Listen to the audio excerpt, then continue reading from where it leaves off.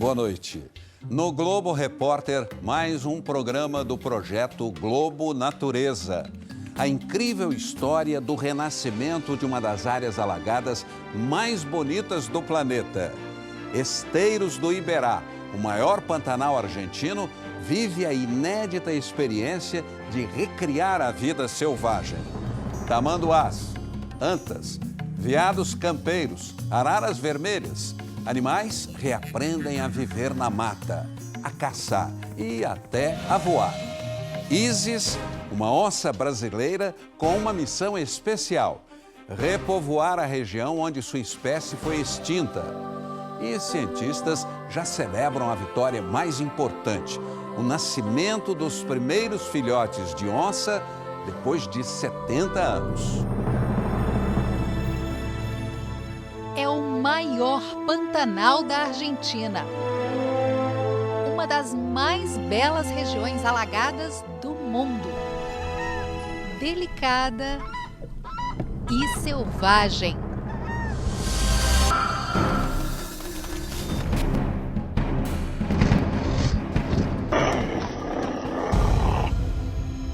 A natureza levou milhões de anos para criar cada detalhe desse cenário. E o homem quase acabou com ele em poucas décadas. A mão que devastou e matou, agora traz a vida de volta. É essa história de renascimento que a gente vai contar. Isso tudo está acontecendo bem pertinho da fronteira do Brasil. São mais de 1.300.000 hectares. O nome do lugar é herança indígena, Guarani. Esteiros do Iberá, água que brilha. Este é um ecossistema bastante complexo. Os esteiros do Iberá têm cerca de 4.000 espécies de plantas e animais. De cima, a gente tem uma ideia melhor do quanto é grande e de toda essa diversidade. E a gente está em uma das 63 lagoas que existem aqui. É uma das mais importantes, a Lagoa Iberá. Repovoar o Pantanal argentino é um desafio gigantesco. Pelo menos 8 espécies de animais tinham desaparecido completamente daqui. Seguindo a trilha do renascimento, nossa primeira parada vai ser onde os pesquisadores trabalham na missão mais difícil: trazer de volta um animal amado e temido, um dos mais importantes símbolos da região. Agora a gente vai embarcar para a ilha de San Alonso, onde técnicos, biólogos e veterinários trabalham para dar esse passo que vai além da recuperação do ecossistema. Eles preparam a volta da onça-pintada para cá. O percurso até chegar à ilha já mostra por que o local foi escolhido. É mais isolado, mais longe da pressão de áreas de pecuária, por exemplo. Em San Alonso, nosso primeiro anfitrião é o arisco e desconfiado veado campeiro. Ele foi o primeiro animal a ser trazido de volta para cá. Se habla de milhões de animais nas pampas argentinas. Thalia é uma das biólogas que trabalham no projeto que está dando vida nova ao Iberá. Ela conta que existiam milhões desses animais nos campos argentinos, mas sobraram muito poucos. Cerca de 2.000. 23 veados campeiros foram soltos aqui e hoje eles já são mais de 120. 23 animais e hoje em dia já há mais de 120.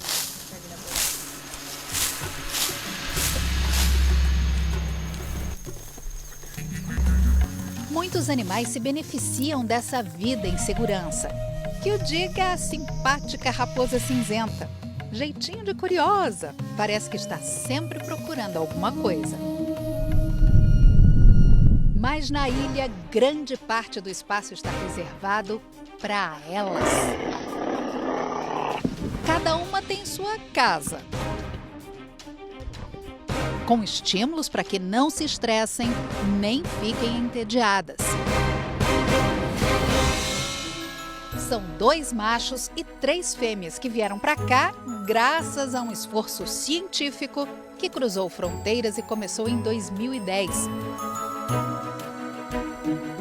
Pesquisadores brasileiros colaboram com os argentinos, passando informações sobre o comportamento das onças pintadas. Mas a ajuda mais importante é essa. Isis é brasileiríssima. Uma onça fêmea escolhida a dedo para vir para cá. Ela passou por exames genéticos e o padrão dela é compatível com um dos felinos que existiam aqui no passado. Isis saiu de um criador autorizado no Paraná. É jovem, saudável. E o que se espera é que em pouco tempo, filhotes de sangue brasileiro estejam correndo em terras argentinas. Ustedes conocieron a Isis, una onza pintada que vino de Curitiba, de Brasil. O Sebastián, que coordena o programa de reintrodução de espécies extintas, diz que a vinda da Isis ajudou a fortalecer ainda mais os vínculos entre os pesquisadores dos 2 países e que a troca de informações tem sido decisiva para o sucesso do trabalho. Toda esta gente de Brasil nos ajudou a pensar os projetos. Como a Isis ainda não tem muito tempo por aqui, ela está se acostumando com os parceiros. Já a Tânia está pronta para ser mamãe. Ela veio de um zoológico argentino. Não tem uma das patas, mas nada que a impeça de fazer tudo o que os outros fazem. Menos ainda de se entender super bem com o tique. A onça macho que veio do Paraguai. Já dividiram o mesmo teto e é grande a expectativa para que tenham um filhote a caminho. O uruguaio Nahuel é meio tímido e ainda não quis saber de namorar. Como são todas onças de zoológico ou de criadouros, elas precisam aprender a buscar comida, caçar, encontrar água. Apenas a bióloga e os cuidadores se aproximam assim, para que elas não se agitem demais ou avancem, especialmente na hora do treinamento. Nossa saída foi montar as câmeras em locais estratégicos para acompanhar tudo. Tobuna é rápida para descobrir onde os cuidadores esconderam a carne.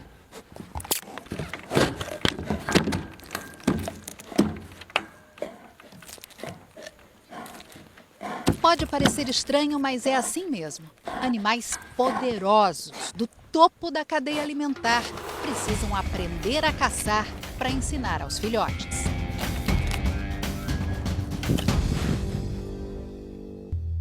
Nós acompanhamos de longe um dos treinamentos da Isis. Ela está aprendendo a reconhecer uma presa e a caçar o animal. Isis precisa fazer isso para que os filhotes dela um dia consigam sobreviver em liberdade.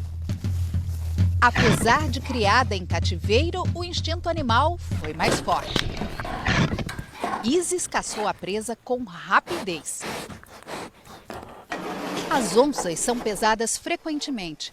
O esquema, até para esses momentos que fazem parte da rotina e parecem simples, é cheio de cuidados, travas e criatividade para chamar a atenção. Tânia, venga, sube. Vale bolinha Muy bien. Tú le puedes ver e el comida peso. também. Muy bien. 65 kilos. Subió 3 kilos. Na pesagem, outra indicação de que Tânia pode ser a primeira mamãe onça dessa fase de renascimento dos esteiros. Um mês depois que nossa equipe esteve em São Alonso, chegou a notícia mais aguardada e desejada por todos. Depois de 7 décadas de extinção das onças pintadas no Iberá, Tânia, valente, abriu o capítulo mais importante. 2 filhotinhos. Como os filhotes não podem ter contato com humanos, as imagens são das câmeras de proteção do centro de crias. São os novos personagens de uma história que podia ter sido apagada para sempre. Quando os filhotes vierem para cá, já não vão ter mais nenhum tipo de ajuda, nem das mães. Vão estar sozinhos, devem ser monitorados por câmeras. A comida vai ser o que caçarem por aqui.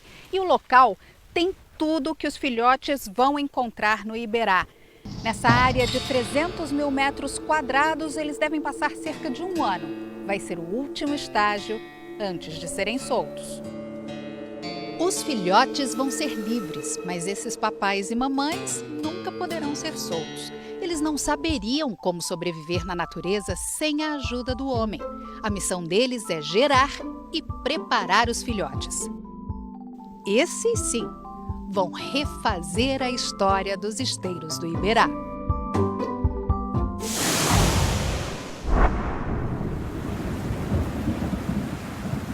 Toda essa água que a gente vê aqui nos esteiros do Iberá é água de chuva. A região é muito plana e retém quase tudo, mas da metade da superfície fica alagada. Não importa se é período de chuva ou não. Muitas vezes a chuva vem mais forte, cobre extensas áreas de terra firme. Com isso, as estradas são os canais de água, o único meio de ir e vir. As tropas sempre fizeram isso. E a gente foi experimentar. Yo no sé. Oi. No hacer esto ni esto. Ah, sí. Ni esto ni esto. Quem vai guiar a nossa equipe é Dom Omar. No, vamos a aprender. Ele diz que os argentinos são bons nisso e brinca que eles não devem ser mais fortes que os brasileiros. Eu não creio que os argentinos sejamos mais guapos que os brasileiros. Como não encarar o desafio de fazer a travessia a cavalo depois disso? Primeira etapa, eles ainda alcançam a terra, porque aqui é rasinho, ó. E a água está um pouco mais funda. O negócio é que perto da margem tem sempre uns olhares bem grandes pra gente. Melhor focar só no cavalo e na água, que vai subindo. E agora a gente já está perto do local onde vai chegar mais ou menos uns 2 metros de profundidade.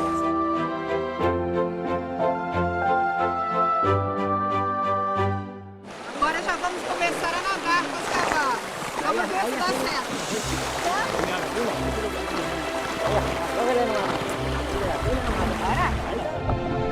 Hora de segurar a crina e ficar bem alongada do jeito do jacaré.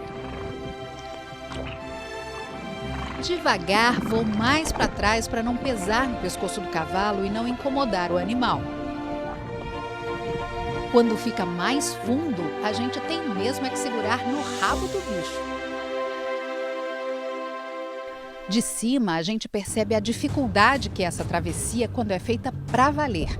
Quando, além dos cavalos, a responsabilidade é salvar pessoas e os rebanhos. Vendo isso, quem duvida que é a natureza que está no comando?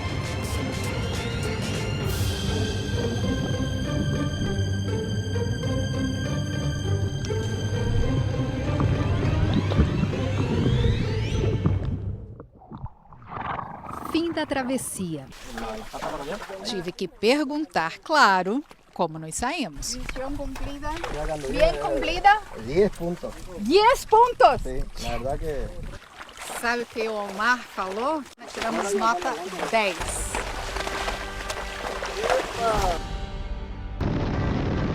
E nossa busca pelos animais que estão voltando aos esteiros continua. A próxima parada é no Rincão do Socorro.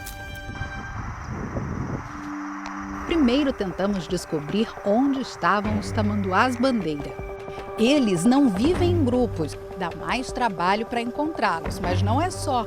Nos dias quentes, os tamanduás preferem ficar meio escondidos, descansando.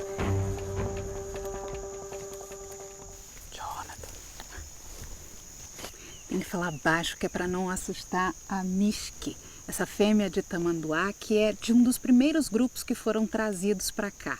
Ela chegou desnutrida, com metade da cauda cortada, e muita gente acreditava até que ela podia não sobreviver. Já tem 9 anos que ela está livre na natureza e já teve 5 filhotes. Bom, vamos deixar a Mishki dormir em paz.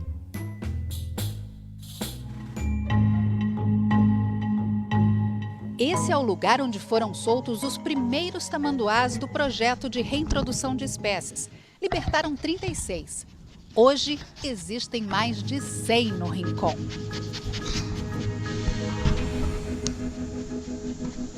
La gran parte son osos huérfanos. A Thalia explica que quase todos os tamanduás eram órfãos. As mães foram mortas por caçadores. E a maioria termina morrendo.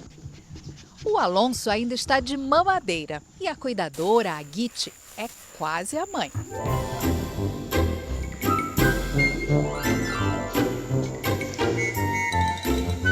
Alonso é tão fofo e estava tão à vontade que a gente se aproximou um pouco.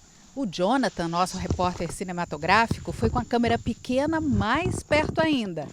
E parece que o Alonso não gostou muito, não. Não, vem cá, me salva.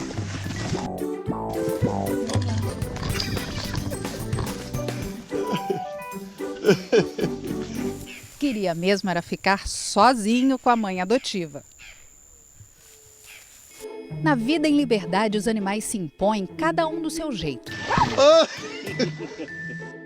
O tamanduá pelas garras, outros pelo tamanho, como o maior herbívoro dos esteiros, a anta.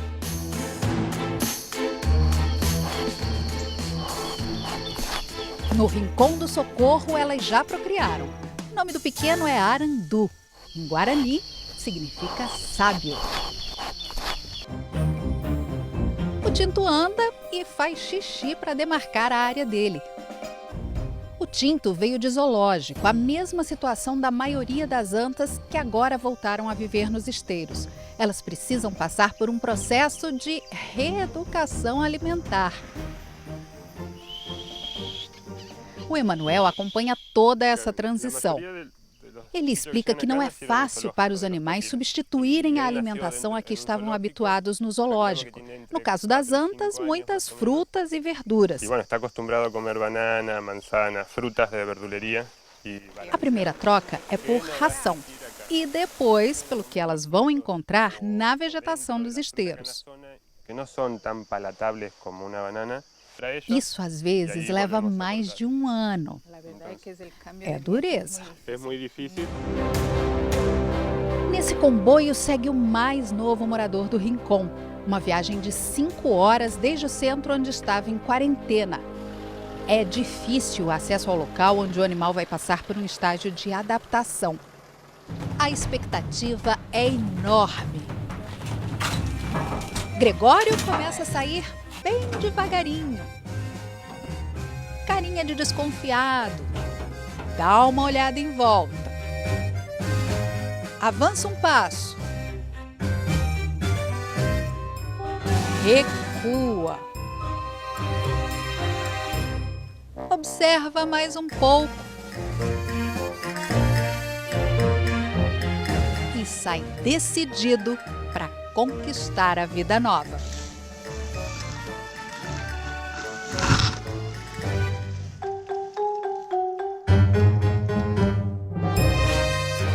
Como ensinar uma arara a voar? E nossa repórter vive a aventura de mergulhar entre jacarés e piranhas. É daqui a pouco.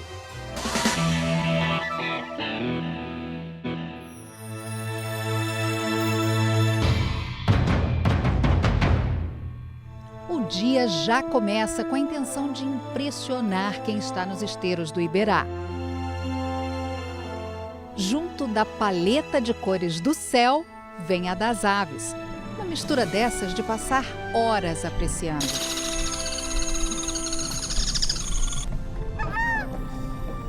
Existem cerca de 400 espécies de aves por aqui.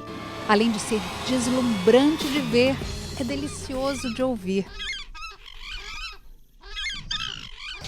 Parece que elas têm uma música para cada missão. As aves são parceiras que vários outros animais querem ter por perto. Mas algumas preferem mesmo ficar sozinhas, escondidas no meio do mato. Essa com o rabo maior do que o corpo é a tesoura do campo. Foi muita sorte encontrá-la, porque porque está ameaçada de extinção.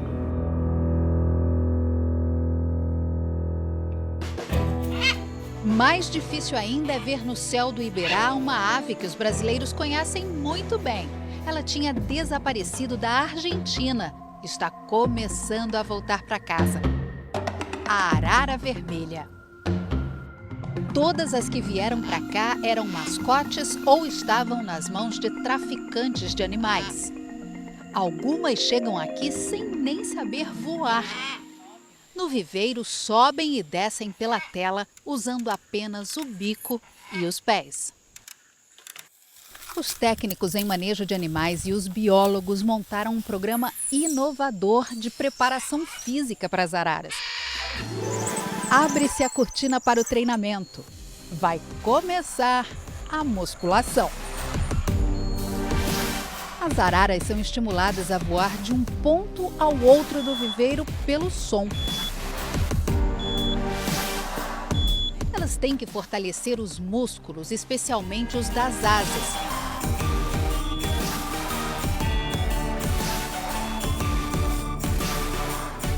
E quando fazem o percurso sem parar, tem a recompensa: sementes de girassol.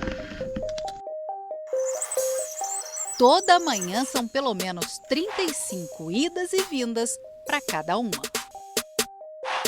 Esses obstáculos que elas precisam contornar simulam o que vão enfrentar na natureza. As árvores aqui ficam mais longe umas das outras. As araras também precisam ter força para conseguir voar de uma ilha para outra.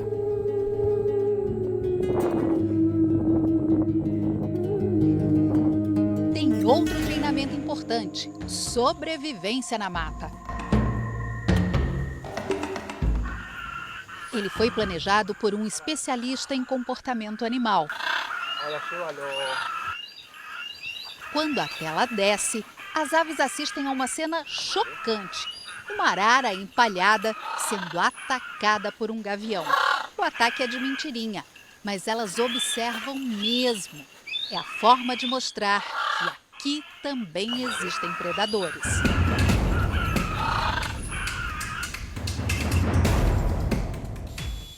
A tímida Naif é o xodó de todos. Com esse penteado todo arrepiado, ela se destaca no viveiro. E as outras parecem todas iguais. Parecem.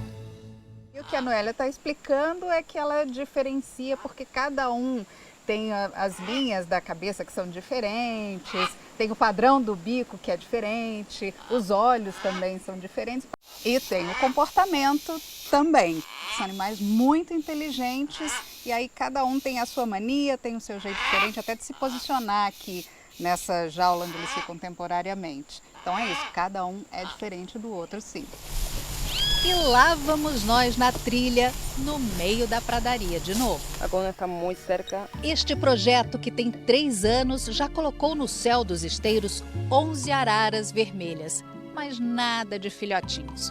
Como não dá para saber se essas aves, que têm que aprender até a voar, sabem fazer ninhos, os pesquisadores pensaram num jeito de ajudar. Construíram esse tipo de ninho no formato que as araras gostam, como se fosse um tronco oco. Alguns casais andam circulando por aqui. De longe avistamos um deles, a Doris e o Snob. Eles passam o tempo todo assim, juntos. E os biólogos esperam que logo eles decidam criar uma família. São uma pareja, sim. Macho e hembra. Para Noélia, ver esses animais em liberdade é sempre um momento emocionante. A maior prova de que o trabalho está no rumo certo.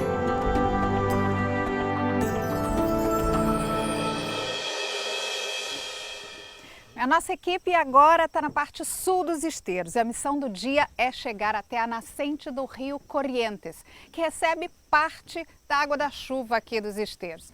Vamos ver o que a gente vai encontrar pelo caminho. Já na saída, é tão linda a imagem das plantas aquáticas que eu não resisti. Tive que fotografar. Esses aqui são chamados de repolitos e se esparramam por boa parte dos canais e lagoas. O guia da nossa equipe é o Andrés. Ele ainda chegou a caçar no Iberá com o pai antes da prática ser proibida no parque. Sempre andando por los canales. Desde que se entende por gente, percorre os esteiros. Mesmo assim, explica que não é fácil se orientar nesses caminhos na água, que vão mudando. Conozco bastante. Não todos os canales, mas todo o que é salir ao rio corrente. Os canais ficam estreitos, parecem um labirinto. Em alguns trechos, só dá para usar o remo. E mesmo quem é experiente, acha melhor deixar pistas para a volta. Este é o segundo caminho que a gente pega para tentar chegar até a nascente do rio Corrientes. Ainda não deu certo por causa de um fenômeno típico daqui, as ilhas flutuantes. Toda essa vegetação que a gente viu ao longo do caminho se junta com terra, seca um pouco e o vento desloca essa mistura de plantas e terra e forma mesmo como uma espécie de ilha. E essas ilhas flutuantes estão impedindo que a gente se aproxime da nascente. Vamos ver se a gente consegue agora. São muitas idas e vindas, uma série de tentativas, até que alcançamos a nascente. A gente demorou para acreditar. A nascente é difícil de ver nesse mundo de água. É a junção de 3 pequenos canais e o fluxo da água muda. Para nós não pareceu nada muito diferente de outros pontos por onde a gente já tinha passado. Mas o nosso guia, o Andrés, explicou que a água aqui corre de um jeito diferente e é mais forte. A gente pediu para desligar o motor da lancha e agora estamos só pela correnteza.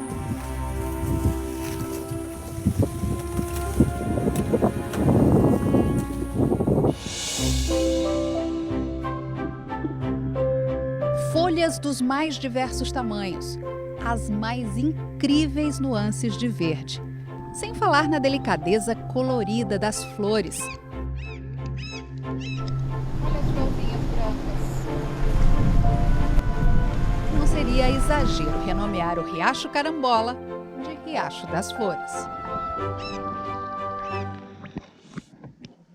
Quase tudo pronto para a gente conhecer os esteiros de uma outra forma. Peligrosos que é. E se eu der de cara com um jacaré no mergulho? Pergunto para o Andrés, Encontramos um jacaré que responde bem tranquilo. Não sei, não te vai fazer nada, vai estar quietinho.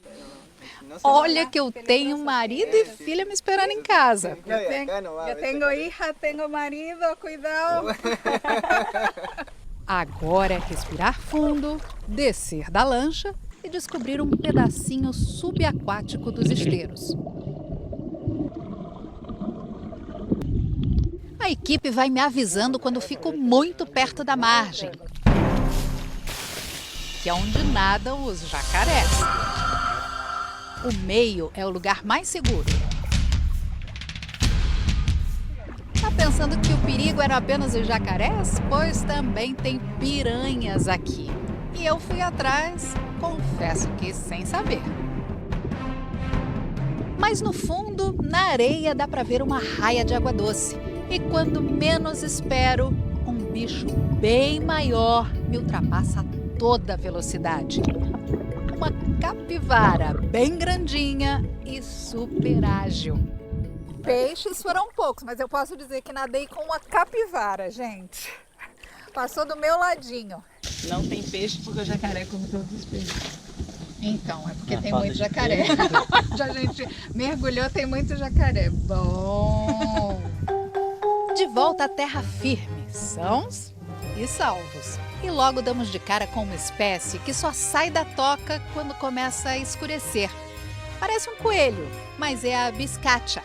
Qualquer barulho ou movimento brusco e elas fogem.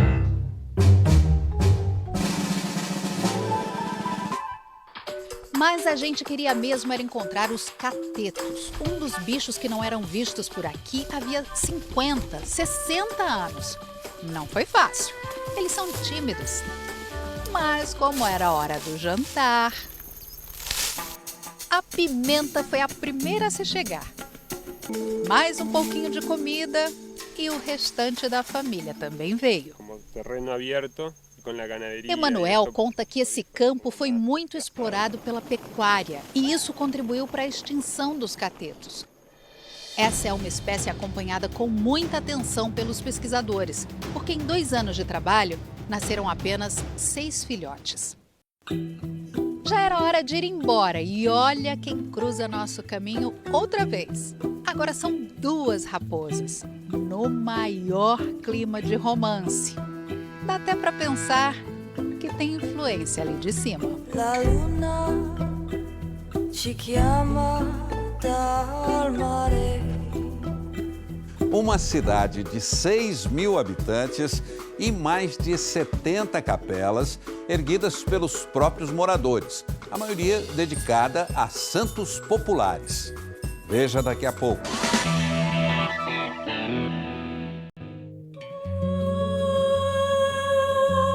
Nessa região da Argentina, as cidades e os povoados são uma mescla de influência da colonização espanhola, dos jesuítas, com a herança deixada pelos índios Guarani. A tradição também vai à mesa. Roberto faz o tipaguaçu, como antigamente, na panela de ferro, na brasa. A massa de farinha de milho de trigo bem temperada vai para o fogo e tem que colocar brasa na tampa para cozinhar por igual. A base dessas receitas mais tradicionais aqui da província de Corrientes é muito parecida com a nossa cozinha de origem indígena. É muito milho, farinha de mandioca. Agora, olha o que a Maria Berta vai fazer com essa massa aqui de milho verde, que ela já misturou com queijo, azeite e um pouquinho de sal. E agora, Berta? E agora que temos lista a mescla, a massa é embrulhada na palha do milho e as trouxinhas vão para o fogo por uns 15 minutos. Isso te lembra alguma coisa? 15 minutos aproximadamente. Então, a gente acabou de descobrir que a nossa pamonha tem um parentesco com... Um parentesco com o butucá, não? Butucá. Sim, essa. Cercada de muito verde, a tranquila Concepción tem cerca de 6.000 habitantes e mais de 70 capelas mantidas pelos próprios moradores. E o curioso é que grande parte é para santos populares. A devoção é tanta que, em muitos casos, as capelas são maiores do que as casas onde as famílias vivem.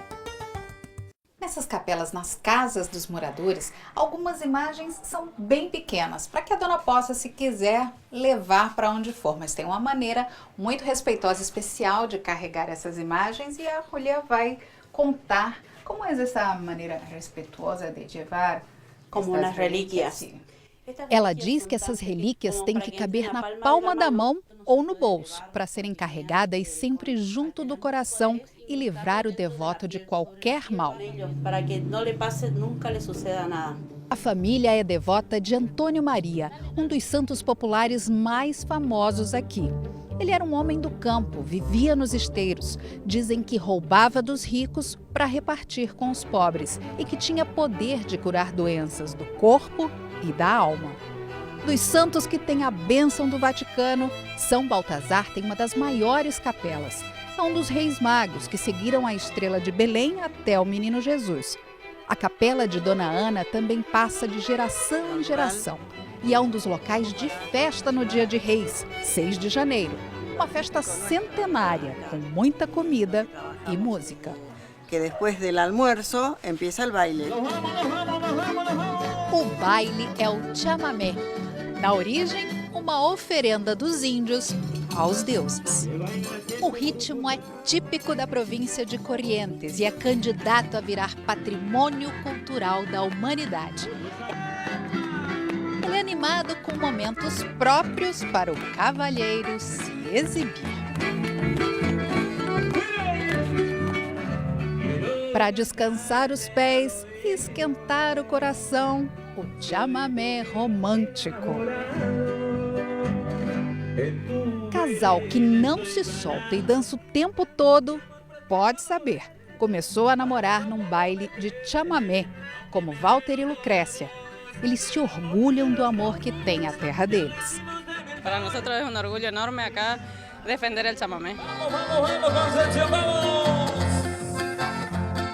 Povoados charmosos, poucas ruas, a maior parte sem asfalto. Internet é coisa rara. São vilarejos tranquilos em que quase todos se conhecem. Muitas dessas famílias viviam da caça, eram uma das principais fontes de renda. História que começou a mudar em 1983, quando parte dos esteiros virou parque provincial, como um parque estadual aqui no Brasil. No fim da década de 1980, o casal americano Douglas e Christine Tompkins veio para cá e trouxe a ideia de devolver aos argentinos o Iberá como já tinha sido um dia. É da ONG deles, a Conservation Land Trust, o projeto de reintrodução de animais silvestres. Al princípio, todos estavam contra. Ignácio conta que no começo não foi fácil. Os Tompkins compraram as terras com o compromisso de doá-las para a criação de um parque nacional. Isso gerou dúvidas entre os moradores. Isto não era só conservação, sino que era um tipo de produção. As terras serão doadas em 2021, depois que o trabalho de repovoamento estiver bem encaminhado. Há que gerar emprego, há que trabalhar para os pobres. Mesmo com todo esse processo de conscientização dos moradores, há ameaças. A lei que vai criar o Parque Nacional ainda não foi aprovada pelo Congresso. E junto dos esteiros, de 10 anos para cá, só aumenta a área de plantação de pinos e eucalipto. A comunidade acredita que só o conhecimento pode impedir que essas ameaças avancem. E isso também se ensina na escola.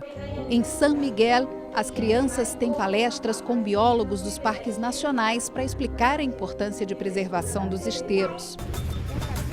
Da sala de aula para a prática, um bosque só com espécies nativas. Os alunos aprendem os nomes das plantas em espanhol e em guarani. El timbo, outra aranha lapiri. Diferente dos pais, a esperança é que essa meninada já cresça sentindo que o Iberá é de cada um deles. E assim deve continuar.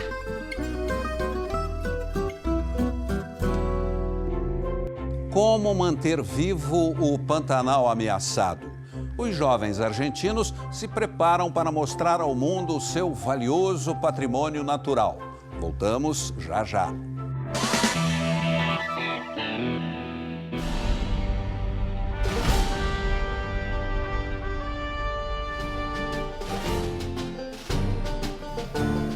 Os moradores de Colônia Pellegrini querem para o futuro do povoado um equilíbrio entre as atividades mais tradicionais daqui, como a agricultura e a pecuária, e o ecoturismo. Para isso, fazem um investimento que sabem que tem retorno certo: a educação. Eu pergunto ao Marco em espanhol quando ele começou com as aulas de inglês. 5 years ago. Foi há 5 anos. E te gusta? Yes. As crianças estão se preparando para ajudar as famílias.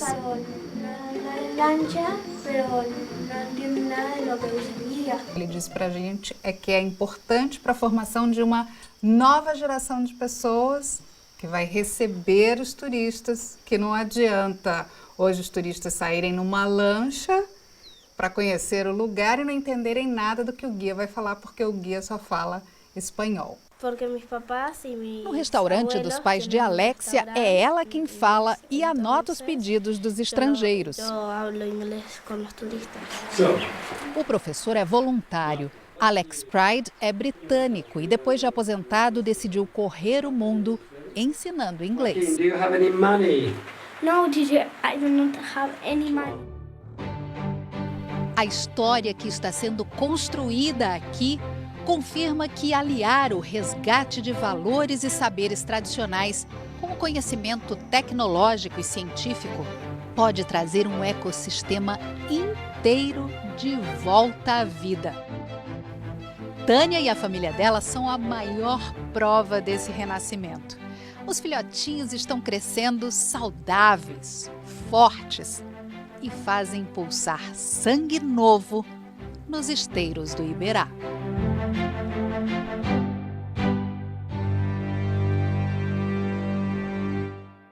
você fica agora com a estreia da segunda temporada de Máquina Mortífera, a série. Um bom fim de semana e até a próxima sexta.